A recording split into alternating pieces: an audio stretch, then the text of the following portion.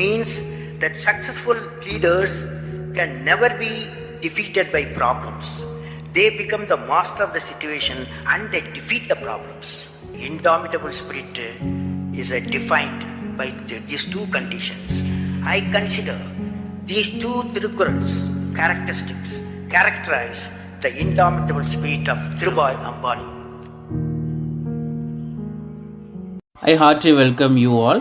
And இன்றைக்கி நம்ம இங்கிலீஷில் த ஃபிகர் ஆஃப் ஸ்பீச் வந்து ஃபஸ்ட்டு பார்ட்டு ஆல்ரெடி பார்த்துட்டோம் இல்லைங்களா. இதனுடைய செகண்ட் பார்ட் நம்ம பார்க்குறோம். ஏற்கனவே வந்து ஒரு 16 பார்த்துட்டோம். ஸோ மீதி இருக்கக்கூடிய ரிமைனிங் திங்ஸை நம்ம இந்த வீடியோவில் பார்க்கலாம். அதுக்கு முன்னாடி I'm S Vizhivendhan, MA B.Ed DTEd department of English. வாங்க வீடியோக்குள்ளே போகலாம். இந்த வீடியோவில் நம்ம ஃபஸ்ட்டு பார்க்க வேண்டியது என்ன அப்படின்னு பார்த்தீங்கன்னா இமேஜரி.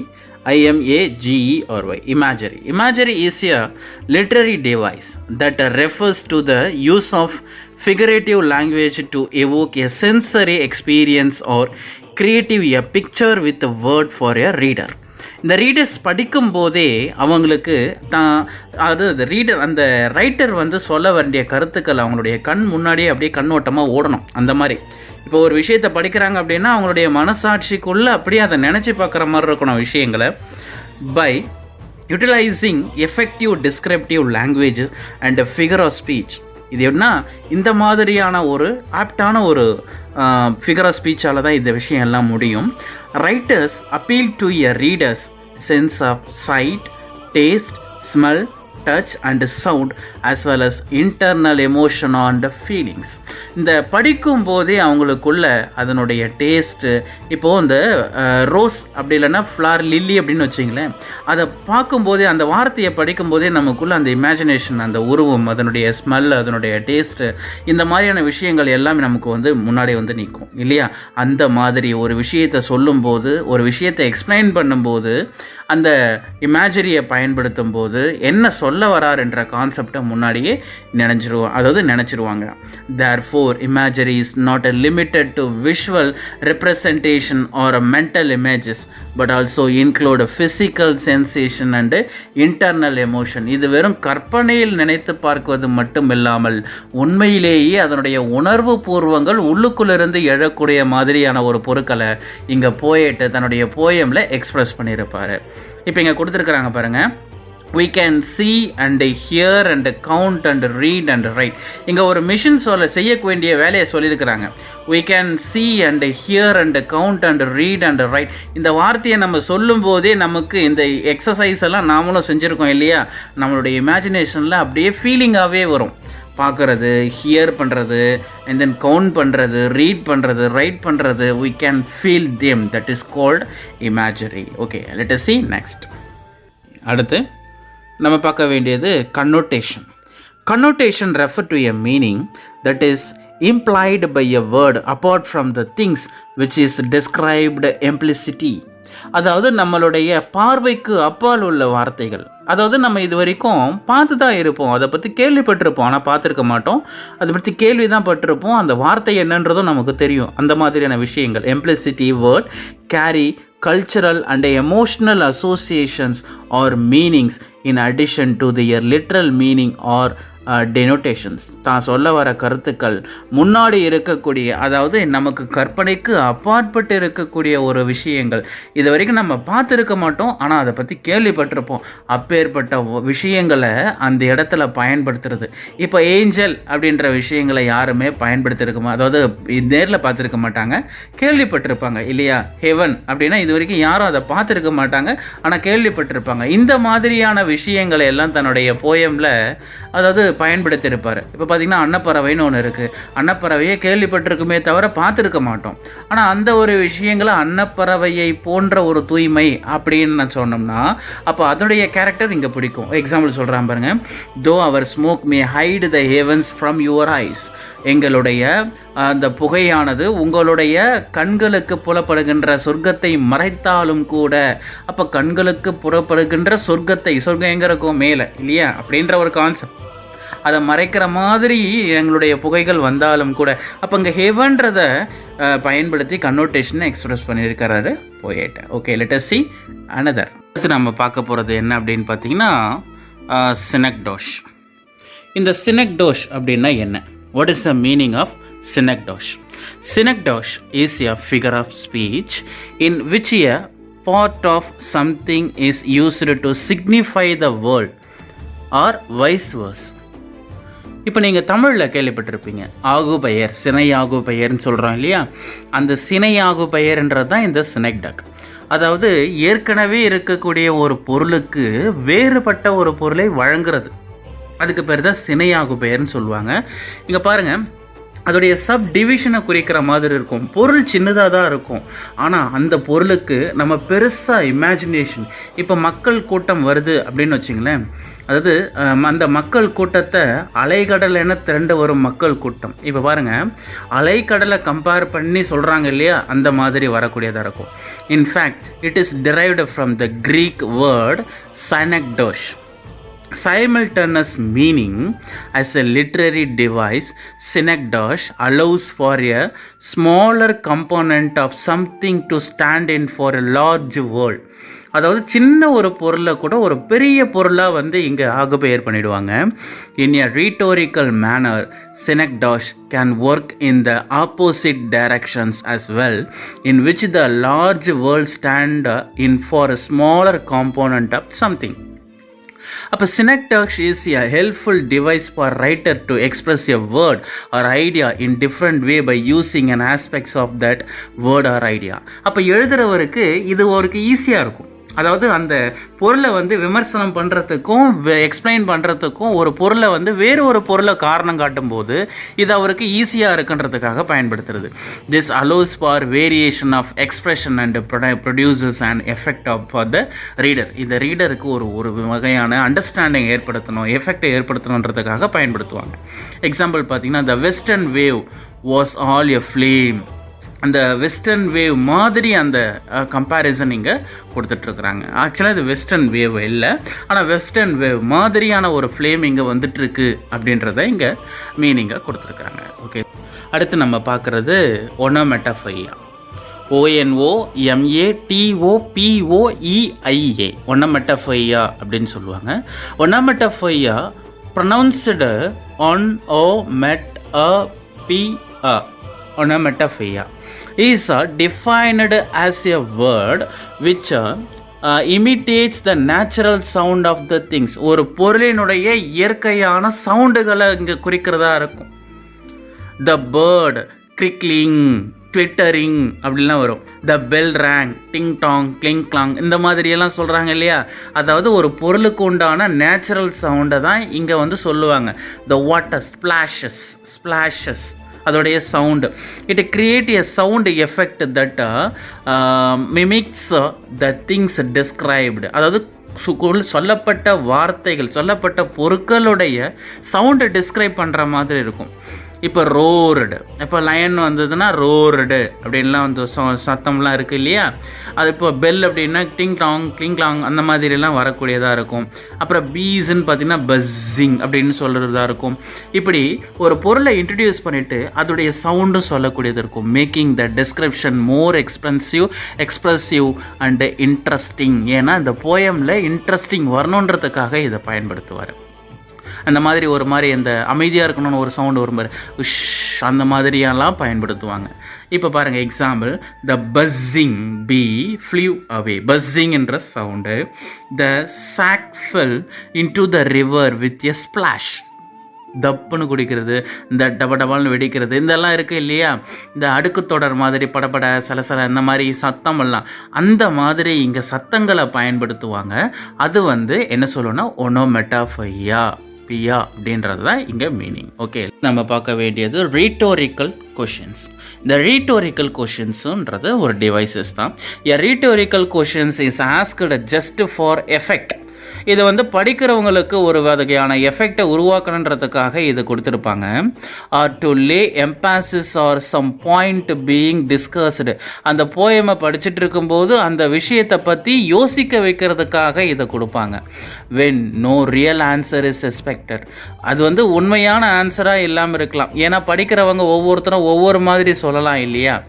இப்போது போயமை சொல்லிகிட்டே இருப்பார். வாட் ஹேப்பன்டு டு ஹிம் அப்படின்னு அந்த போயம்லேயே வந்து கொஷினை கொடுப்பார். இப்போ மூன் வந்து தேஞ்சிட்டே வருது, what happen to him R her அப்படின்னு கேட்டோம்னா அதுக்கு உண்டான ஆன்சர் நிறைய இருக்கும் இல்லையா. சயின்டிஃபிக்கும் நிறைய இருக்கும், அதுக்கப்புறம் பார்த்தா பியூட்டி பொயட்டிக்கலாகவும் நிறைய சொல்லலாம்.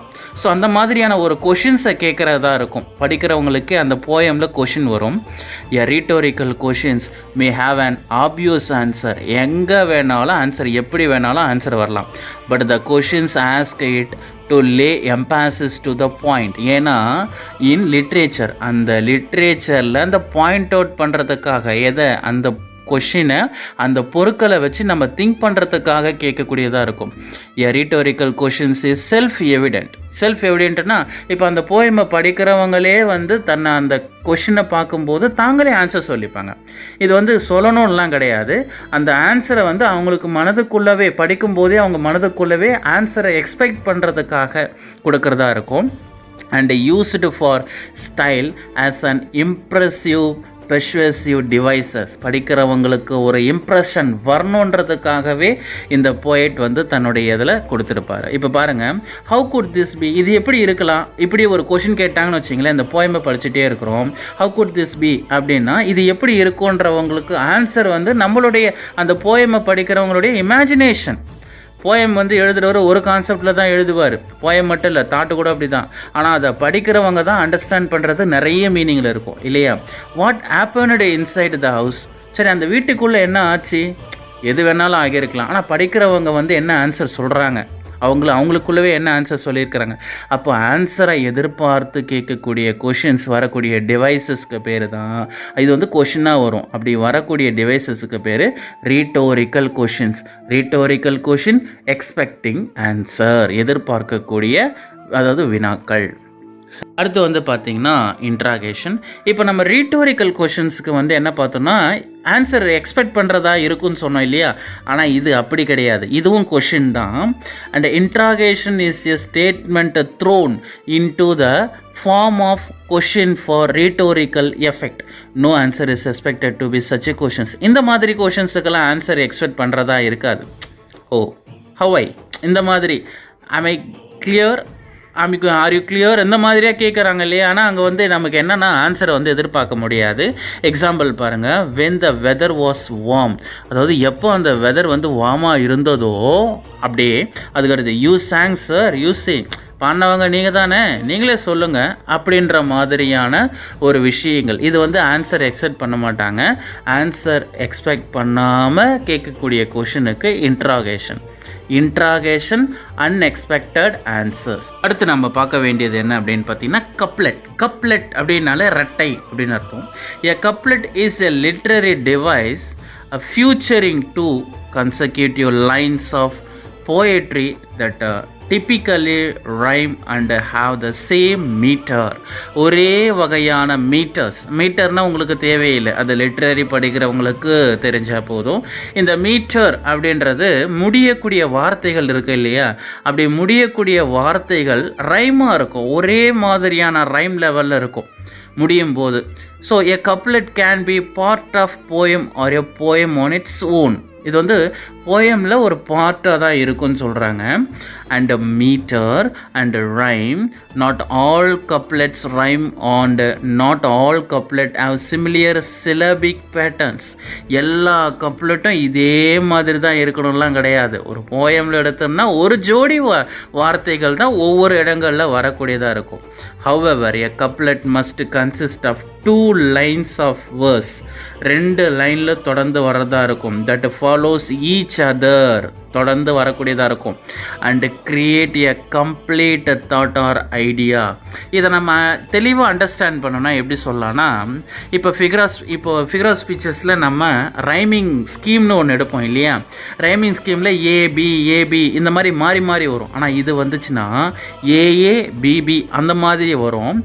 அப்படி வரும்பொழுது இது முடியக்கூடிய வார்த்தைகள் எப்படி இருக்கும்னா ஒரே மாதிரியான கான்சோனண்ட்டில் முடிகிற மாதிரி இருக்கும். இப்போ பாருங்கள், சோல் கோல் இல்லை வரது எல்லாமே பார்த்திங்கன்னா இல்லைன்ற ஒரே கான்செப்டில் இருக்கும், கண்டினியூஸாக இருக்கும். அப்படி கண்டினியூஸாக இருந்தது முடியும் போது அதோடைய ரைமிங் வார்த்தைகள் கான்சோனண்ட்டில் முடியுதுன்னா that is called couplet. Example, with a forward face and unreluctant soul, not hurrying to nor turning from the goal. இதில் பார்த்தீங்கன்னா கப்லெட்டை இங்கே பயன்படுத்தியிருக்கிறோம். அப்போது கப்லெட்டுன்றது இரட்டை வார்த்தைகள் முடியும் போது கான்சோனன்ட் சவுண்டில் முடியதாக இருக்கும். அடுத்து நம்ம பார்க்க போகிறது ஆலூஷன். ALLUSION ஆலூஷன். இது வந்து கற்பனை குறிப்புகள் அப்படின்னு கூட சொல்லலாம். சைகையில் வரக்கூடிய கற்பனை குறிப்புகள், முழுவதுமான ஒரு கற்பனை குறிப்புகள். An allusion is a reference, typically brief, to a person, place, things, event or other literary work with which the reader is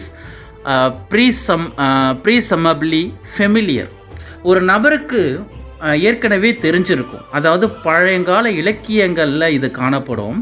எந்த விதமான பொருட்களையோ நபர்களையோ, அந்த எல்லா விதமான பொருட்களையோ நபர்களையும் மறைமுகமாக குறிப்பிடுறதுக்காக பொதுவாக நம்ம இந்த பைபிள்லேருந்து, அப்புறம் நிறைய விதமான பழையகால புத்தகங்கள்லேருந்து, இதிகாசங்கள்லேருந்து பயன்படுத்தக்கூடிய வார்த்தைகள், அந்த வரிகளெல்லாம் இங்கே பயன்படுத்துவோம். அப்படி பயன்படுத்துறதுக்கு பேர் தான் என்ன அப்படின்னா ஆலூஷன் அப்படின்னு பேர். இப்போ பார்த்தீங்கன்னா எட்னா ஸ்மோக்கிங்னு ஒரு லைனில் பயன்படுத்தியிருப்பாங்க. இந்த எட்னா ஸ்மோக்கிங் அப்படின்னா அது வந்து ஒரு புகை வரக்கூடிய அந்த புகையை குறிக்கும். இது வந்து என்ன ஆலூஷன் யூஸ் பண்ணியிருப்பாங்க அப்படின்னா, இங்கே வந்து ஜியாகிரபிக்கல் ஆலூஷன் அப்படின்னு சொல்லிட்டு பயன்படுத்துவாங்க. அதாவது ஜியாகிரபிக்கல் சம்பந்தமாக வரக்கூடிய ஆலூஷன் ஒர்க்கு. அந்த மாதிரியான ஒரு ஆலூஷன் ஏற்கனவே சொல்லப்பட்ட பொருட்களை இங்கே பயன்படுத்துவாங்க. இப்படி பயன்படுத்தும் போது என்ன அப்படின்னா, ஏற்கனவே அந்த விஷயங்களை பற்றின ஒரு நாலேஜ் இருந்தால் மட்டும்தான் இதை அண்டர்ஸ்டாண்ட் பண்ண முடியும். நிறைய விஷயங்கள்ல இதை சொல்கிறாங்க பாருங்களேன். allusion allows a writer to compare a great deal of meaning and significance into a word or phrase. And however, allusion are only effective to the extent that they are recognized and understood by the reader, and that they are properly inferred and interpreted by the reader. Already தெரிஞ்சிருக்கணும். அதை தெரிஞ்சிருந்தால் மட்டும்தான் இங்கே அந்த ஒரு விஷயமே நமக்கு தெரியும். ஏன்னா இந்த விஷயங்களை ஆல்ரெடி நம்ம அங்கே படித்தோமே, அந்த மாதிரியே இருக்கே இந்த இன்சிடெண்ட் அப்படின்னு சொல்லக்கூடியதாக இருக்கும். If an allusion is obscure, தடைப்பட்டால், ஆலூஷனை பற்றி புரியும், அதை படிக்கும்போது தெரியாமல் இருந்தாலோ, இல்லை ஆலூஷன் தடைப்பட்டாலோ, ஆர் மிஸ் அண்டர்ஸ்டுட், தவறாக அதை புரிந்து கொண்டாலோ, it can lose effectiveness by confusing the reader. அந்த மீனிங்கே மாறிடும், போயமில் இருக்கக்கூடிய மீனிங்கே மாறிடும். இப்போ பாருங்களேன், டஸ்ட் தோ ஆர்ட் டு டஸ்ட் ரிட்டர்னஸ்ட். இந்த வார்த்தைகள் இங்கே தப்பாக இருக்குது. டஸ்ட் தோ, THOU, தோ ஆர்ட் டு டஸ்ட் ரிட்டர்னஸ்ட் அப்படின்னு ஒரு மீனிங் இருக்குது. இது என்ன அப்படின்னா, அந்த உலகத்தை, அதாவது மேலே படைத்த உலகத்தில் பற்றி பேசியிருப்பாங்க. இதில் இந்த வேர்டு எதில் வரும் அப்படின்னு பார்த்தீங்கன்னா, பைபிளிக்கல் ஆலூஷனில் வரக்கூடியதாக இருக்கும். இந்த பைபிளிக்கல் ஆலூஷனில் வரக்கூடிய வார்த்தைகள் இது. ஸோ அதை பற்றி எக்ஸ்பிளைன் பண்ணுறது தான் இங்கே கொடுத்துருப்பாங்க. ஓகே, அடுத்து நம்ம பார்க்க வேண்டியது என்னன்னு பார்த்தீங்கன்னா, diction. As a literary device, diction refers to the linguistic choices made by a writer to convey an idea or point of view. எழுதுகிறவர் தான் என்ன சொல்ல வராரு, தன்னுடைய கருத்துக்கள் என்னன்றதை சொல்கிறதுக்காக இதை பயன்படுத்துவார். Or tell a story in an effective way. அதை சொல்கிறக்கூடிய அந்த வசன நடை, இதை வந்து தமிழில் டிக்ஷன்னா வசன நடைன்னு சொல்லுவாங்க. சொல்லக்கூடிய அந்த பேச்சு நடைன்னு கூட சொல்லுவாங்க. The author's selection of words or vocabulary and the artistic arrangement of these words is what பாருங்க.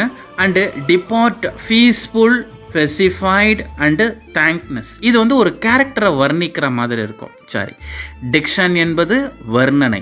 அந்த வர்ணனைன்றது ஒருத்தருடைய கேரக்டரையோ இல்லை புரிகிற மாதிரி சொன்னோம்னா, அடுத்தவங்க எப்படி பேசுவாங்க அந்த கேரக்டராகவே தானும் மாறி பேசுகிறது இருக்கு இல்லையா, அதுதாங்க diction. That is nothing. Okay, let us see next. அடுத்து நம்ம பார்க்குறது ஆர்கைசம். ஆர்கைசம் பாருங்க, டஸ்ட் தோ ஆர்ட் டு டஸ்ட் ரிட்டர்னஸ்ட்.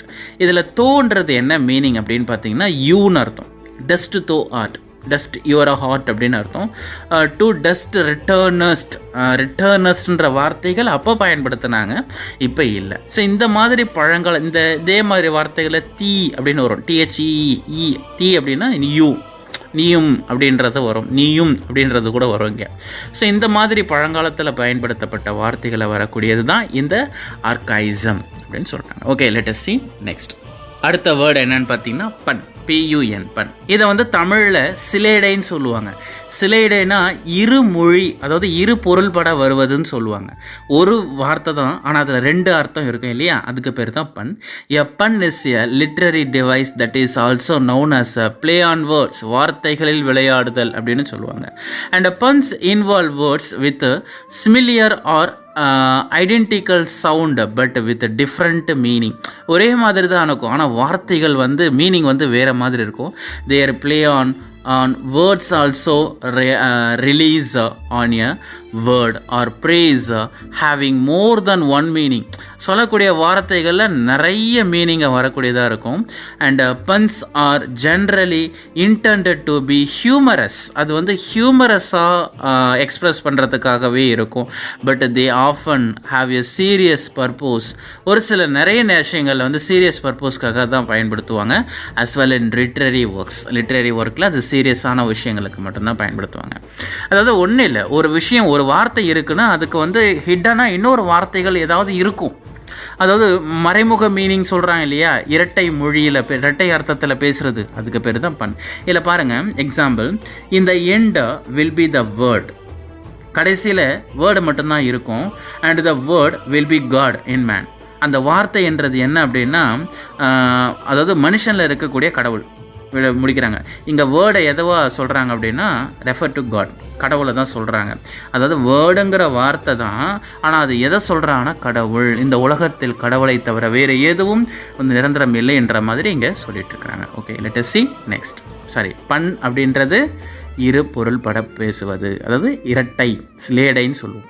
நெக்ஸ்ட் நம்ம பார்க்குறது என்ன அப்படின்னு பார்த்தீங்கன்னா யூஃபெமிசம். யூஃபெமிசம் அப்படின்னா நாசுக்காகன்னு சொல்லுவாங்க. தூய தமிழில் சொல்ல போனோம்னா இடக்கரடக்கல்னு சொல்லுவாங்க. அதாவது ஒரு தப்பு பண்ணியிருப்பாங்க, அந்த தப்பு சுட்டி காட்டுவோம், ஆனால் அப்படி சுட்டி காட்டி திட்டும் போது அவங்களுக்கே தெரியாமல் திட்டுறது. அதான் அந்த தெளிவாக சொல்லும்போது இந்த வாழைப்பழத்தில் ஊசி நுழைக்கிறதுன்னு சொல்லுவாங்க இல்லையா, அந்த மாதிரி சொல்கிறது தான் இந்த யூஃபெமிசம். சரி, யூஃபெமிசம்ன்றது எதை குறிக்கும்? Euphemism is a figure of speech commonly used to replace a word or phrase that is related to a concept which might make other uncomfortable. மற்றவங்கெல்லாம் வந்து அந்த அன்கம்ஃபர்டபுளாக இல்லாத அளவுக்கு கொடுக்கறதா இருக்கும்.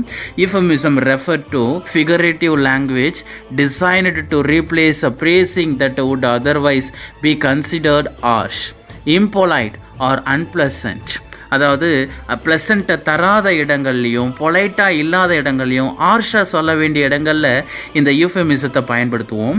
This literary device allows for someone to say what they mean indirectly. So அவங்க என்ன சொல்ல வராங்கன்றதை அது இன்டைரக்டாக தான் புரிஞ்சிக்க முடியும் without using literal languages as a way of softening the impact of what is being set.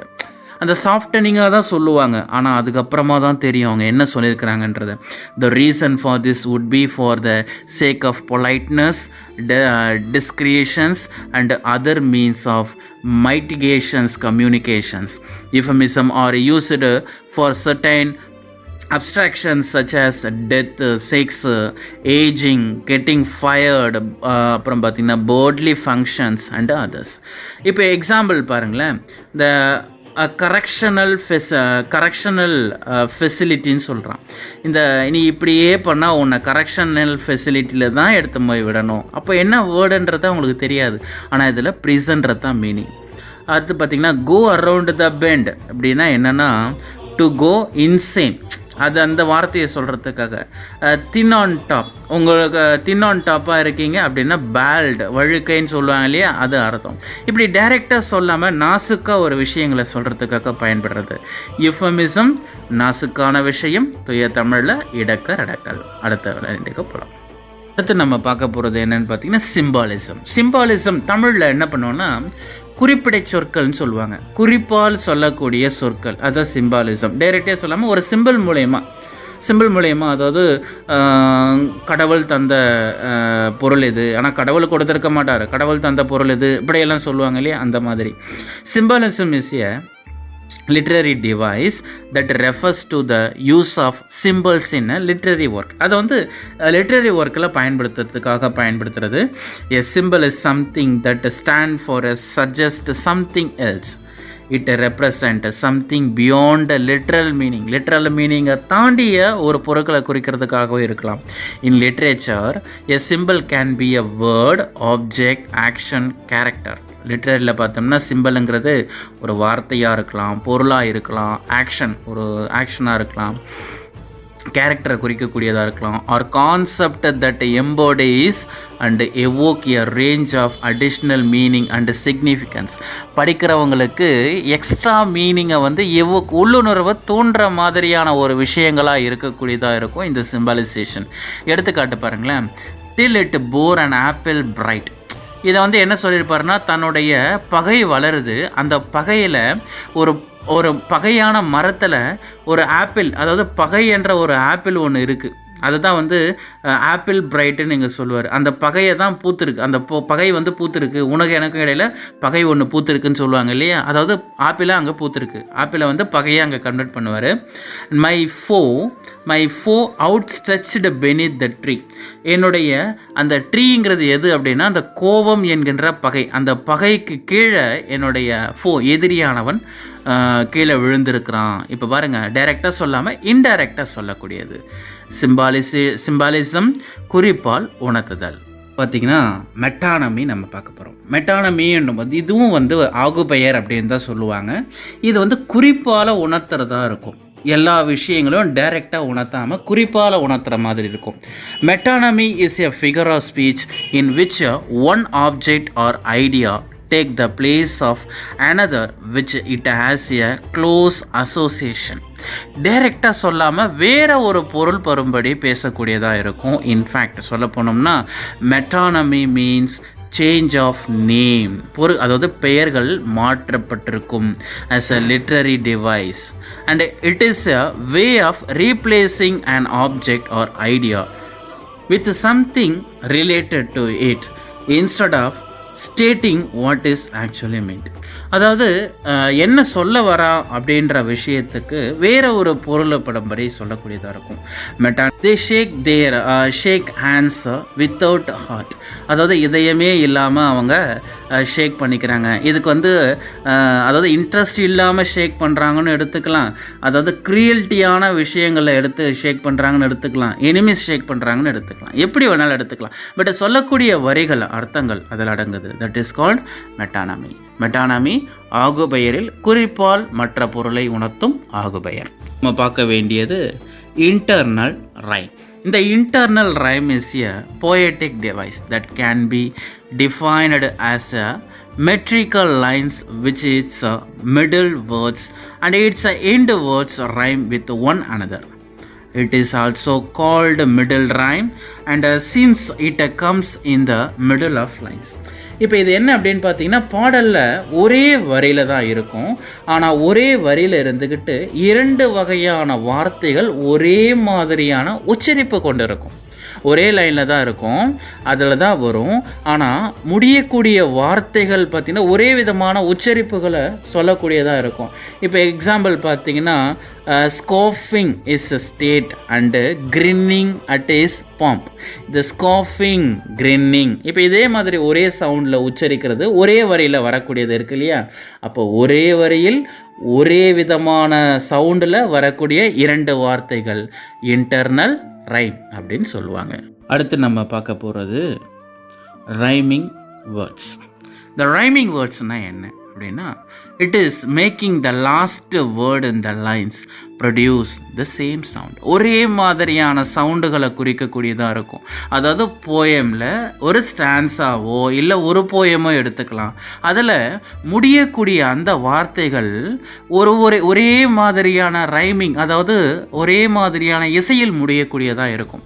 அது வந்து ஒரே மாதிரி தான் முடியணும் இல்லை, ஒரு ரெண்டு வார்த்தைகள் ரெண்டு லைனுக்கு அடுத்து வரக்கூடிய வார்த்தைகள் ஒரே மாதிரி இருக்கலாம், அப்படின்னா அடுத்தடுத்து வரக்கூடிய வார்த்தைகள் ஒரே மாதிரி இருக்கலாம். இந்த மாதிரி நிறைய விஷயங்கள் இருக்குது. இப்போ பார்த்தீங்கன்னா so let the way wind up the hill or down அப்படின்னு கொடுத்துருக்குறாங்க. O'er rough or smooth the journey will be joy அப்படின்னு கொடுத்துருக்குறாங்க. அதுக்கப்புறம் பார்த்தீங்கன்னா still seeking what I sought when but a boy அப்படின்னு கொடுத்துருக்காங்க. Now new friendship and high adventure and a crown. இப்போ பார்த்தீங்கன்னா டவுன் க்ரௌன் ஒரே மாதிரியான சவுண்டில் இருக்கா, ஜாய் பாய் இதுவும் ஒரே மாதிரி சவுண்ட் இருக்கா. அப்போது இதோடைய ரைமிங் வேர்ட்ஸ் என்னன்னு கேட்டாங்கன்னா ரெண்டுமே பேராக வரும். டவுன் க்ரௌன் ஜாய் பாய் இப்போ ரெண்டுமே ஒரே மாதிரியாக இருக்கும். That is called rhyming words. இப்போ நம்ம பார்க்குறது rhyming scheme. The rhyme scheme na enna? Rhyme scheme is a poetic, deliberate pattern of lines that rhyme with other lines in a poem or a stanza. இப்போ ஒவ்வொரு stanza நம்ம rhyme scheme பார்த்தோம் இல்லையா, அது வந்து எப்படி முடியுது, ஒரே மாதிரி இருக்கா இல்லை வெவ்வேறு மாதிரி மாறி இருக்கா, இது ஒரே போயமில் வந்து வேரி ஆகலாம், இல்லை போயமில் இருக்கக்கூடிய ஸ்டான்ஸாவுக்கு ஏற்ற மாதிரியும் வேரி ஆகலாம். The rhyme scheme or pattern can be identified by giving end words that rhyme. கடைசியாக முடியக்கூடிய வார்த்தைகளுக்கு கொடுக்கக்கூடியது தான் அங்கே, அதை மைண்ட் கொண்டு தான் இங்கே வரும். இப்போ பார்த்தீங்கன்னா டவுன் ஜாய் பாய் க்ரௌன் நம்ம பார்த்தோம் இல்லையா. இப்போ இதில் பாருங்கள் டவுன் அப்புறம் ஜாய் பாய் க்ரௌன், டவுன் க்ரௌன் ஒரே மாதிரி இருக்குது. அங்கே ஏ, இங்கே அதே மாதிரி ஏ, ஜாய் பாய் இங்கே பிபி. ஆனால் இதோடைய வரிசைகள் பார்க்கும்போது நேராக தான் பார்க்கணும், ஏ பி பி ஏ. அப்போ இதோடைய ரைமிங் வேர்ட்ஸ் என்ன, ரைமிங் ஸ்கீம் என்ன அப்படின்னு பார்த்தீங்கன்னா ஏபிபிஏன்றது இங்கே வரக்கூடியதாக இருக்கும். ஓகே ஸ்டூடெண்ட்ஸ், இது வரைக்கும் நம்ம பார்த்தது வந்து பார்த்திங்கன்னா எலாபரேட் லெவலில் ஃபிகர் ஆஃப் ஸ்பீச்சஸை எப்படி பயன்படுத்தணுங்கிறத பார்த்தோம். இதை பார்த்திங்கன்னா உங்களுக்கு அந்த 6th லெவல்லேருந்து காலேஜ் வரைக்குமே இது வந்து எல்லாமே ஃபுல்லாகவே நமக்கு எல்லாமே கவர் பண்ணுற மாதிரி தான் கொடுத்துருக்குறேன். இதை வந்து பார்த்திங்கன்னா நிறைய விதமான காம்படேட்டிவ் எக்ஸாமுக்கு போகிறவங்களுக்கும் இது பயன்படும். ஏன்னா ஃபிகர் ஆஃப் ஸ்பீச்சஸ் நிறைய கேட்குறாங்க, இது வந்து அவங்களுக்கு யூஸ்ஃபுல்லாகவே இருக்கும். ஒவ்வொரு போயம்லேயும், அதாவது 6th-லேருந்து 12th வரைக்கும் இருக்கக்கூடிய போயமில் எந்தெந்த லைன்களில் வந்து ஃபிகர் ஆஃப் ஸ்பீச்சஸ் இருக்குன்றதை நம்ம தனியாக வீடியோவில் அந்த போயம் நடத்தும் போதே இடையில் போட்டிருக்கிறோம். ஸோ அதை பார்த்து பயன்பெறுங்க. ஒவ்வொரு போயமும் நமக்கு கொடுக்கும்போதும் நான் அதில் கொடுத்துருக்கேன். ஓகே, இது வரைக்கும் நம்ம எடுத்த இந்த வீடியோ உங்களுக்கு பிடிச்சிருந்தா வீடியோவை லைக் பண்ணுங்கள், ஷேர் பண்ணுங்கள், சப்ஸ்கிரைப் பண்ணுங்கள். நம்ம போகிற அத்தனை வீடியோவும் உங்களுக்கு வரணும்னா பக்கத்தில் இருக்கிற பெல் ஐக்கானையும் சேர்த்து ப்ரெஸ் பண்ணுங்கள். உங்களுடைய ஃப்ரெண்ட்ஸுக்கும் இந்த வீடியோஸை ஷேர் பண்ணி விடுங்க, அவங்களுக்கும் நன்மை பெறட்டும். ஓகே, தேங்க்யூ ஃபார் வாட்சிங் அவர் video. we will see in this next video. இது வரைக்கும் நம்ம வீடியோவை பார்த்துட்டு இருந்த எல்லாருக்கும் okay, thank you and tata, bye bye.